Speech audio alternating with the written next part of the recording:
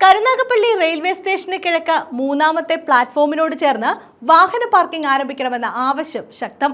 സ്റ്റേഷന് പടിഞ്ഞാറ് ഭാഗത്തെ തിരക്കൊഴിവാക്കാൻ ഇതുമൂലം കഴിയുമെന്നാണ് വിലയിരുത്തൽ.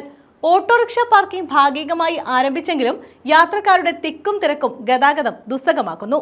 പുതിയ പാർക്കിംഗ് ഏരിയ ഇനിയും വിപുലീകരിച്ചിട്ടില്ല. ദീർഘദൂര ട്രെയിനുകൾക്ക് സ്റ്റോപ്പ് അനുവദിക്കണമെന്ന ആവശ്യത്തിനും ഏറെ പഴക്കമുണ്ട്. റെയിൽവേ എഞ്ചിനീയറിംഗ് വിഭാഗത്തിന്റെ അനാസ്ഥയും കരാറുകാരുടെ മെല്ലെപ്പോക്കുമാണ് കരുനാഗപ്പള്ളി റെയിൽവേ സ്റ്റേഷനിലെ പാർക്കിംഗ് അസൗകര്യങ്ങൾക്ക് കാരണമാകുന്നത്. റെയിൽവേ അധികൃതർ അനാസ്ഥ വെടിഞ്ഞ് വികസന പ്രവർത്തനങ്ങൾ ത്വരിതപ്പെടുത്തണമെന്ന ആവശ്യവുമായി റെയിൽവേ ആക്ഷൻ കൗൺസിലും രംഗത്തെത്തി. എംപിയും MLAയും വേണ്ട നിർദ്ദേശങ്ങൾ റെയിൽവേ അധികൃതർക്ക് കൈമാറണമെന്ന് ആക്ഷൻ കൗൺസിൽ ആവശ്യപ്പെട്ടു. ദീർഘദൂര ട്രെയിനുകളായ Chennai mail, Kerala express, Chennai Egmore express, Janashatabdi എന്നിവയുടെ സ്റ്റോപ്പിനായി വർഷങ്ങളായി റെയിൽവേ ആക്ഷൻ കൗൺസിൽ സമരമുഖത്താണ്. തുടർ സമരം ശക്തമാക്കാനും ആക്ഷൻ കൗൺസിൽ ആലോചിച്ചു വരുന്നുണ്ട്.